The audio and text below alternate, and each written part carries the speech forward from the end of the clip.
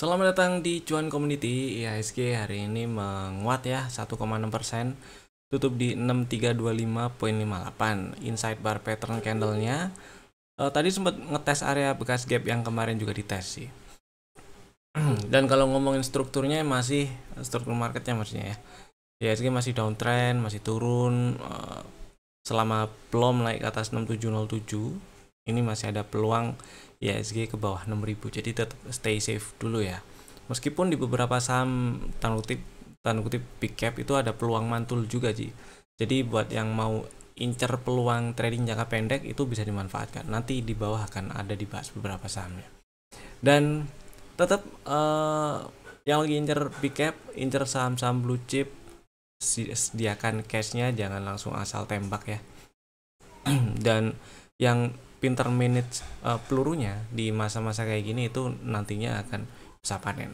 Jadi buat yang lagi trading jangka pendek juga jangan lupa pasang stop loss, jangan lupa jualan pokoknya. Beli mah gampang, kadang jualannya susah. Terutama kalau lagi rugi. Kalau lagi rugi sayang kadang mau dijual ya. Lagi untung juga kadang susah. Ini jual sekarang jangan-jangan masih bisa naik gitu ya. Yang penting jangan lupa jualan. Apalagi kalau udah nyampe area-area yang sudah diperkirakan itu area resisten, ya take profit dulu aja nggak masalah. Gitu sih. Kemudian hari ini ceritanya OJK itu mengizinkan emiten untuk buyback saham tanpa melewati RUPS terlebih dahulu. Ini sih ini ya apa namanya izin ini diberikan karena memang fluktuasi pasar dinilai sangat fluktuatif gitu ya. Fluktuasinya gede, fluktuatif signifikan gitu. Apalagi kemarin di hari Selasa itu kan sempat turun sampai 6% lebih, sempat trading halt waktu turun 5,02%. dia IHSG-nya mandek 30 menit baru jalan lagi. Di 11.49 IHSG-nya jalan lagi.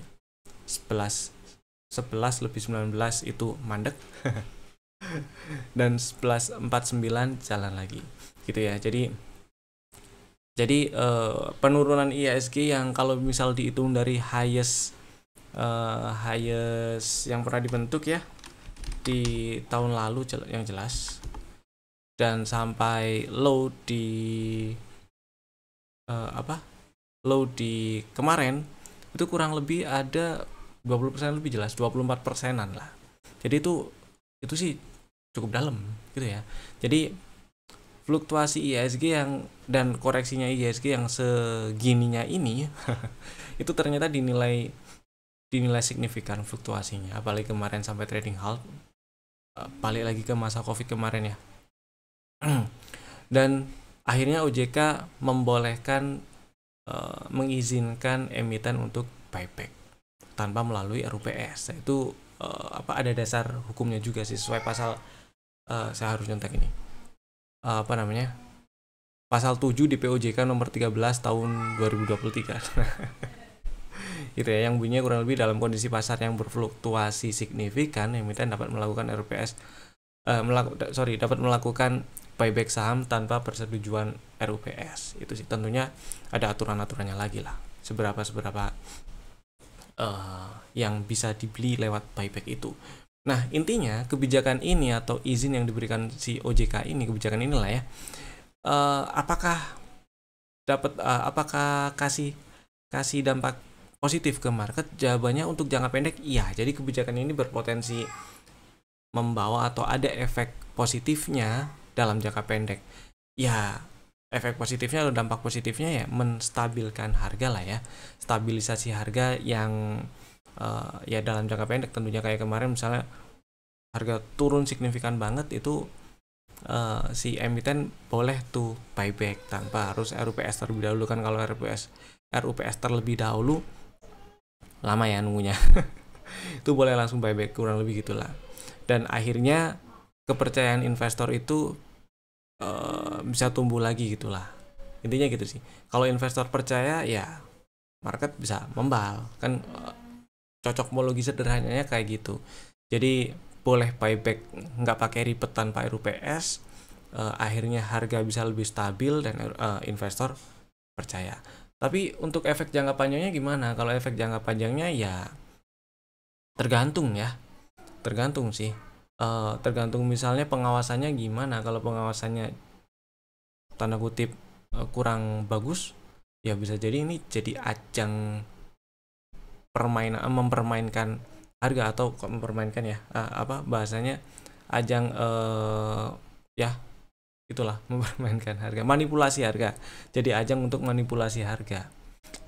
Itu sih takutnya kayak gitu, bukan takutnya, itu efek negatif yang mungkin muncul di jangka panjang kalau pengawasannya dan penerapannya itu nggak diawasi dengan baik. Itu sih. Kemudian ada beberapa saham yang udah kasih pengumuman bahwa mereka akan melakukan buyback dan sudah ada jadwal RUPS-nya. Ya karena izinnya kan baru hari ini ya. Izinnya diberikan tanggal 19 Maret nih. Ini mereka udah kasih pengumuman sejak lama. Ini saya mau, nah ini biar kelihatan. Jadi ada 9 emiten yang mereka bakal melakukan buyback dan jadwal RUPS-nya itu macam-macam lah, ini Maret sampai April. Jadi BBRI itu RUPS di 24 Maret ini, sekaligus para banking ini, BRI, Mandiri, Bank Negara itu sekaligus ya di RUPS nanti akan bahas dividen juga sih. Nah ceritanya mereka udah menginfokan modal buybacknya berapa, jadwal RUPS-nya kapan. Nah dengan pengumuman izin RUPS, izin buyback tanpa RUPS ini keluar karena dinilai market volatility-nya cukup signifikan, nggak menutup kemungkinan ini buyback duluan nih sebelum RUPS gitu ya, maksudnya itu sih. Jadi di saham-saham ini nih, kalau emang Bapak Ibu lagi incer salah satu saham yang ada di sini, itu ya bisa diperhatiin lah ya, kayak gitu. Di salah satunya misalnya yang saya ingat Java, itu trennya emang, strukturnya emang masih oke, masih bagus, masih naik, dan ya masih bisa diincar. Oke lah, 3 bank ini juga masih boleh diincar. Kurang lebih seperti itu info yang lagi hot hari ini. Selain itu ya, Ibu Menteri Keuangan sudah membantah isu yang kemarin muncul bahwa dia akan mundur pasca setelah Lebaran. Itu udah dibantah. Next, sekarang kita bahas saham yang masih ada di dalam watchlist. Saham pertama ada Era. Si Era ini sebenarnya strateginya terakhir muncul di tanggal 19 Maret. Strateginya itu beli ngantri di 350 ya. Sebenarnya 352 juga nggak masalah sih. Tapi kalau buat yang ngantri di 350 ya nggak dapat barang hari ini ya. Karena hari ini juga sampai hari ini maksudnya, karena hari ini juga tutupan menguat 2,7%, tutup di 376, dan low kemarin waktu market juga turun dalam itu cuman atau baru nyampe di 352, jadi kurang 1 tik. Buat yang masih tetap kekeh pokoknya saya mau paling nggak dapat di 350, nah gitu, nggak masalah, karena memang saya juga prefer di 350 atau pecah jadi 2, 350 dan 330 dengan stop loss di bawah 312. Kenapa gitu? Karena risikonya jadi lebih kecil gitu ya. Sebenarnya beli di area 372 atau 374 itu boleh, dengan catatan ya stop lossnya sama-sama di bawah 312 dan target TP1 di 438. Itu sih. Kemudian saham kedua MAPI. Si MAPI ini juga masuk rekomendasi terakhir tanggal 19 Maret ya. Strateginya beli ngantri di 1275 dan ini belum dapat barang. Hari ini tutup melemah tipis 0,7%, nggak tipis banget sih. Ya masih bisa diantriin lah di 1275. Stop lossnya di bawah 1155 dan target TP1 1535. TP2-nya 1770. Saham ketiga ada SSMS. Nah, SSMS hari ini menguat tipis 0,3%, tutup di 1545. Higher lu sih candlenya. Kalau ini harusnya udah punya barang karena strateginya itu muncul untuk tanggal 14 yang pertama ya. Strategi pertama kali muncul di tanggal 14 Maret. belinya di 1475, kemudian tanggal 17 dicolek 1475-nya. Kemarin waktu market turun dalam tanggal 18, low-nya pernah nyampe di 1415, jadi harusnya udah dapat barang. Dan disimpan dulu selama nggak turun dan tutup di bawah 1300 masih aman. Target TP1 1860, TP2-nya di 2200. Berikutnya ada MBMA. Ini juga harusnya udah punya barang karena strategi yang pernah muncul itu belinya di 296 dan 282. Stop loss di bawah 270. Hari ini melemah 1,9% sih, tapi masih aman lah ya disimpan buat yang udah punya barang. Selama nggak turun dan tutup di bawah 270 masih aman. Target TP1 354, target TP2 406. Kemudian yang berikutnya ada PSAP yang hari ini lunas target TP1. Tadi waktu market lagi jalan ya, udah disampaikan, dan waktu live Instagram siang-siang juga udah disampaikan juga sih.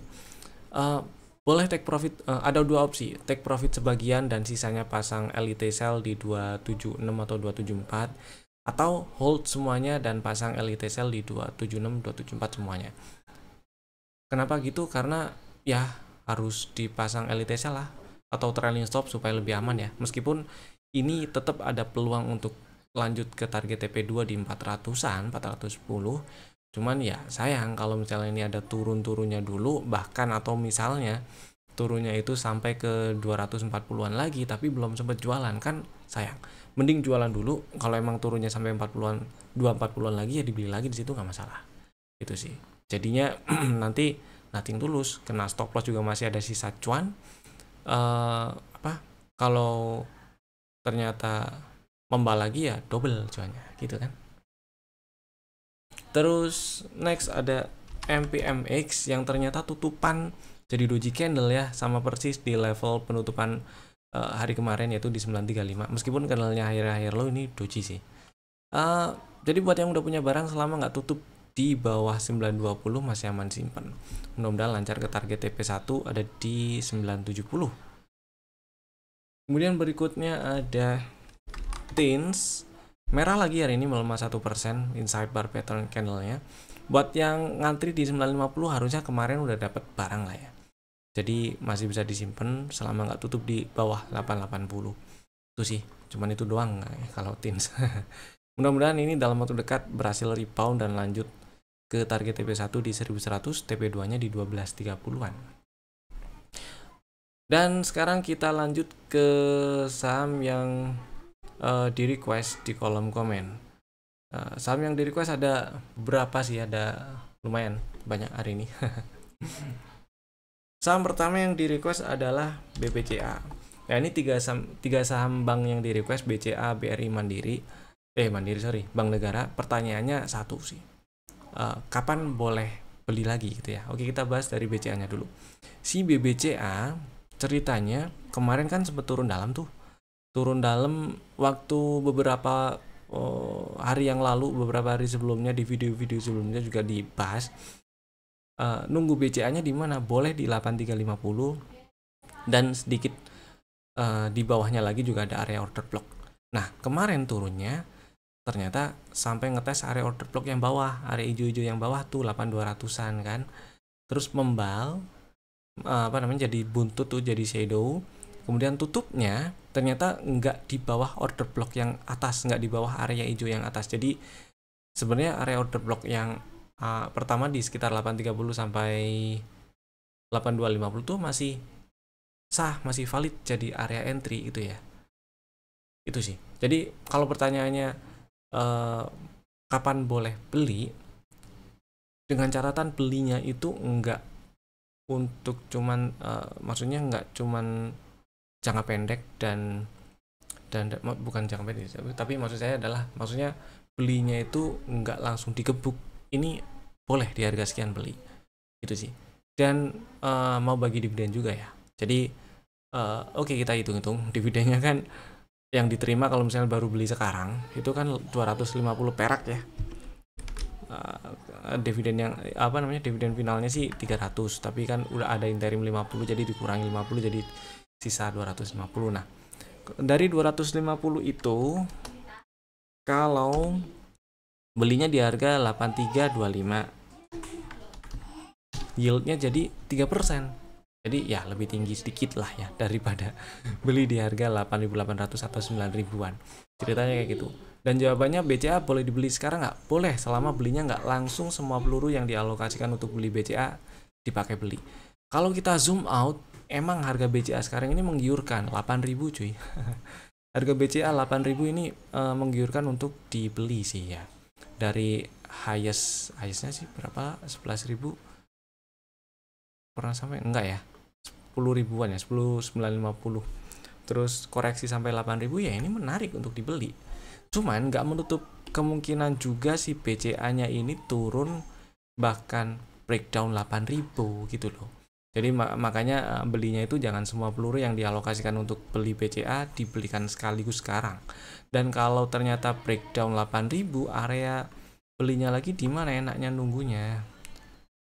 Kalau kita cari POI lagi di sini, ini ada imbalance, ada ini outside bar, berarti ini bisa dianggap order block sih. Nah, jos, berapa tuh areanya? 7,5. Kan lumayan kan kalau misalnya turun ke bawah 8.000 terus nunggu di 7,5 dan dapat barang. Ya gitulah ceritanya, apa namanya? Gitulah ya ceritanya si BCA ini juga ada imbalance. Waktu dia nge-breakout resisten minor. Ini juga bisa dipertimbangkan untuk jadi area beli di 7.600 ya, 7.650. Kok orange sih? Nah, ya.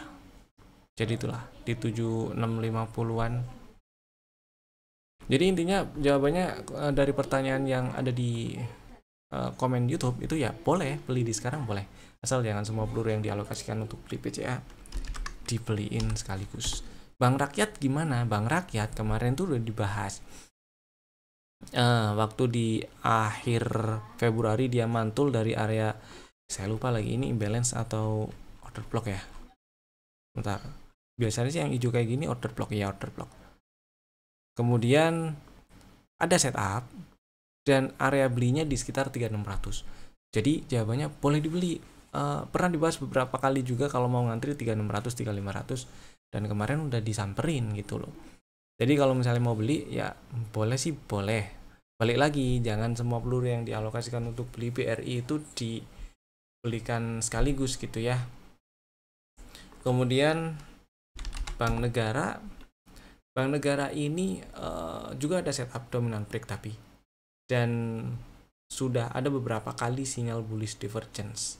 Kita lihat RSI-nya. Ya. Cuman sih high validnya belum di breakout ya, 4880. Akan jauh lebih enak kalau berhasil breakout dan tutup di atas 4880. Nah, kalau pertanyaannya boleh beli nggak sekarang, jawabannya boleh, balik lagi selama nggak digebuk sekaligus semua peluru yang dialokasikan untuk beli BNI dibeliin sekarang gitu ya. Terus kalau misalnya di breakdown, nunggunya lagi di mana? Di sekitar 3.900 itu udah ada garis-garisnya tuh. 3.900, bawahnya lagi 3.700-an. Gitu. Mudah-mudahan menjawab. Sekarang kita bahas pertanyaan atau requestan yang berikutnya, yaitu RALS.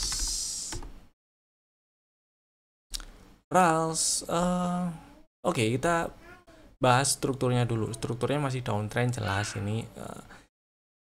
Tinggal di zoom out aja kelihatan lah ya kalau ini strukturnya downtrend. Mungkin kalau misalnya mau lebih ngulik ya cari high validnya. High validnya itu ada di sini sih. Oh enggak, high validnya sorry yang ini berarti.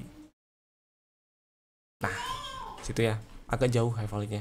Yang jelas kita udah bisa nandain level inducementnya itu di 366. Jadi selama nggak naik ke atas 366, RALS masih ada peluang untuk turun lebih dalam, bikin low baru. Itu ada kemungkinannya. Dan kalau naik ke atas 366, apalagi tutup di atas 366, itu akan sekaligus bikin setup sih. Sebenarnya ini kemarin juga ada setup, tapi targetnya nggak banyak. Begitu dia naik tutup di atas 346 tanggal 6 Maret, itu ada setup untuk beli, ada sinyal untuk beli apa targetnya, tapi nggak banyak ya. Targetnya di mana ya, di 360-an udah disamperin.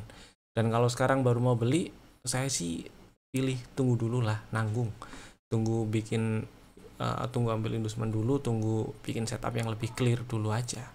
Gitu sih. Kurang lebih kayak gitu rasanya ya. Kemudian Hexa. Nah, kalau Hexa sebenarnya ini bagus setupnya. Ini bukan yang paling bagus, tapi cukup menarik karena ketika dia downtrend, strukturnya juga masih downtrend, high validnya ada di sini 5100, terus ada setup dominant break, terus dia turun ambil level pre-entry-nya di 4180, 4190 ya. Kurang lebih sih pertanyaannya, Rals dan Hexa ini kalau beli di mana gitu ya, atau kapan membal, saya lupa. Yang jelas kalau nggak salah sih kapan membalnya ya, kapan reboundnya gitu, atau kapan bisa dibeli gitu ya. Kalau batasan waktu susah dianalisanya, tapi kalau harga kita bisa mapping di kisaran area-area berapa. Nah, Hexa area belinya itu 4180, 4190. Kenapa? Karena di sini sempat ada sinyal atau setup dominant break, dan dia setelah ada setup dominant break naik bentar, besoknya turun nih, ambil pre-entry, dan situ bisa dibeli. Stop lossnya cukup kalau tutup di bawah 4000. Targetnya di mana? TP1 di 4600. Jadi sebelum ambil inducement ya, target TP1-nya. Target TP2 itu ada di 4970. 4970 juga sebelum atau masih di bawah area high valid, level high validnya. Jadi saya rasa masih cukup masuk akal nargetin di target TP2 di 4900-an. Itu sih. Jadi Hexa ini menarik. Catatannya adalah bid overnya tipis banget cuy. Tadi cuman beberapa lantai tuh nggak sampai 10 loh bid sama overnya tuh, itu serem. Jadi makanya makanya ini Hexa kenapa nggak masuk ke rekomendasi, karena susah kalau mau ngajakin rombongan. Aduh, jangan-jangan bisa takutnya langsung hajar aja beli, bisa masuk, ntar keluarnya susah, jualannya susah. Gitulah kira-kira ya. Berikutnya ada Elsa.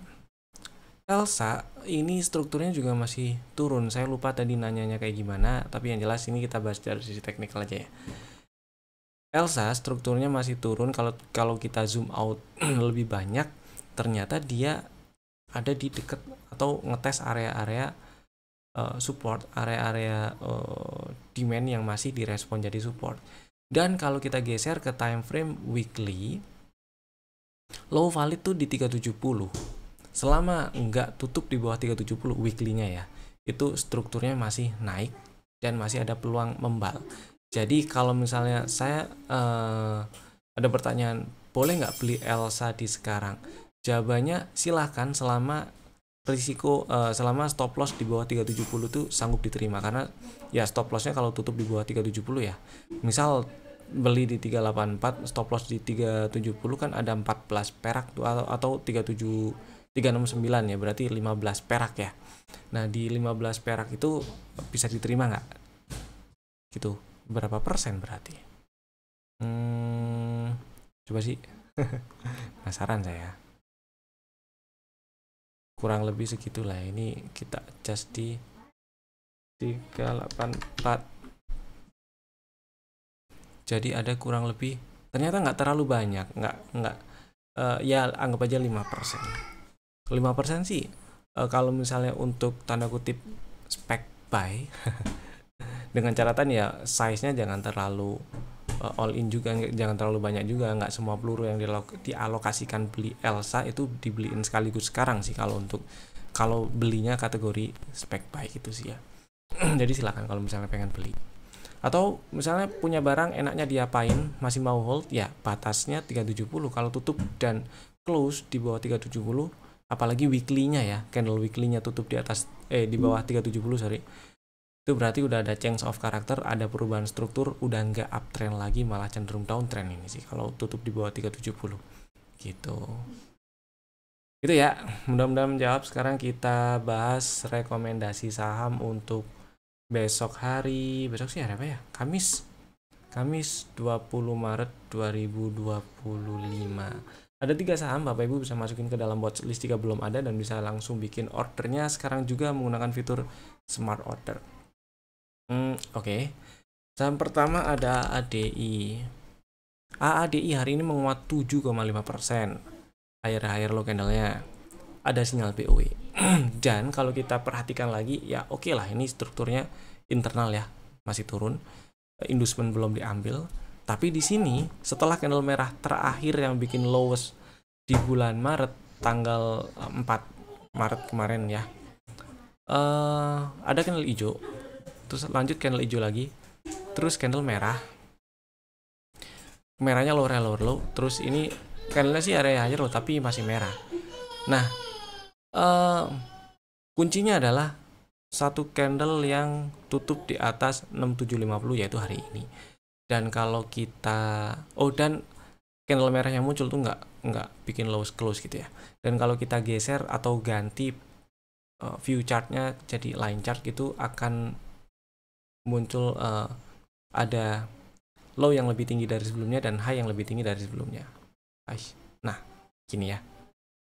Oke. Ini satu tanda awal perubahan arah harga, tapi sebenarnya targetnya nggak banyak. Jadi strateginya adalah karena targetnya nggak banyak, jadi si AADI belinya ngantri aja di 6625. Bukan karena targetnya nggak banyak sih, lebih ke karena stop lossnya di bawah 6000, dan kalau beli di 6825 itu agak gede stop lossnya. Jadi ngantri dulu di 6625. Stop lossnya ya kalau close di bawah 6000 ya.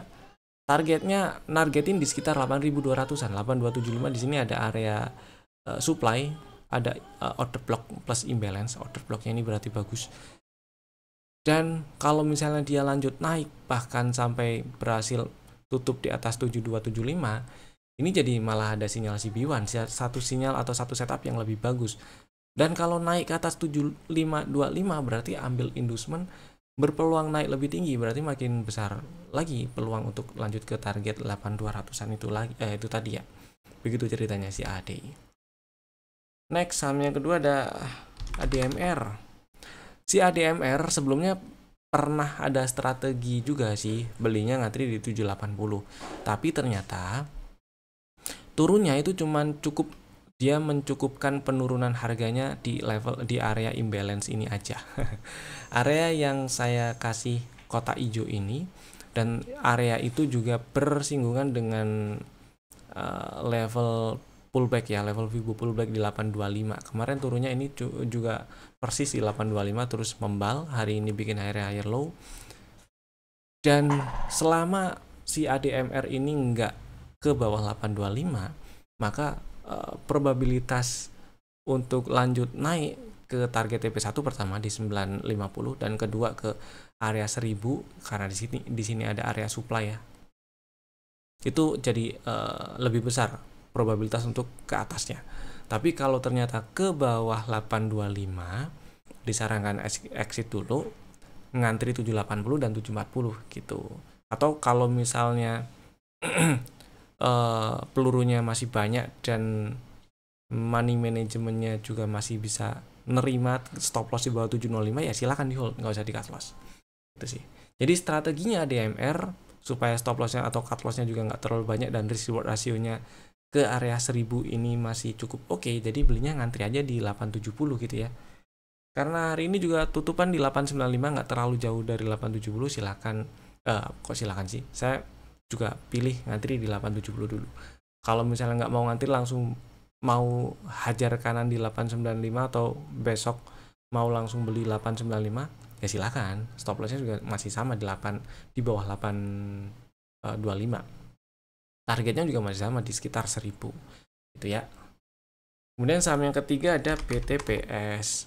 Nah, si BTPS ini sih harusnya saham yang udah punya barang. Tapi siapa tahu udah ada yang jualan dan hilang barang misalnya. Karena BTPS kemarin tuh sempat turun ke bawah 860 dan nggak tutup di bawah 860. Jadi harusnya strategi ini masih berjalan dan harusnya belum cut loss. Tapi siapa tahu udah ada yang jualan waktu kemarin itu ini ya di tanggal 10 Maret kan ada pattern reversal gitu kan. Ada setelah ada rejection terus lanjut lower high lower low. Nah, siapa tahu jualan dulu dan udah hilang barang mau buyback. Nah, ini strateginya. Karena PTPS juga masih berada di area beli nih ya, di antara level pre-entry dan entry. Pre-entry-nya 925, entry-nya 890. Jadi buat yang udah hilang barang atau belum punya barang atau baru tahu kalau PTPS ada peluang naik, ada sinyal beli atau ada setup, silakan beli, bisa langsung beli di 915. Hari ini juga ada sinyal PO ini. Jadi mudah-mudahan bisa mantul dengan lancar itu ya. Boleh dibeli langsung di 915, stop loss di bawah 855 kalau close di bawah 855 dan target TP1 masih sama di 1070. Dan itu tadi 3 saham pilihan kami. Bapak Ibu bisa langsung bikin ordernya sekarang juga menggunakan fitur smart order tentunya. Terima kasih telah tonton video ini dari awal sampai selesai. Saya Evan, sampai jumpa lagi di video kami berikutnya. Dadah.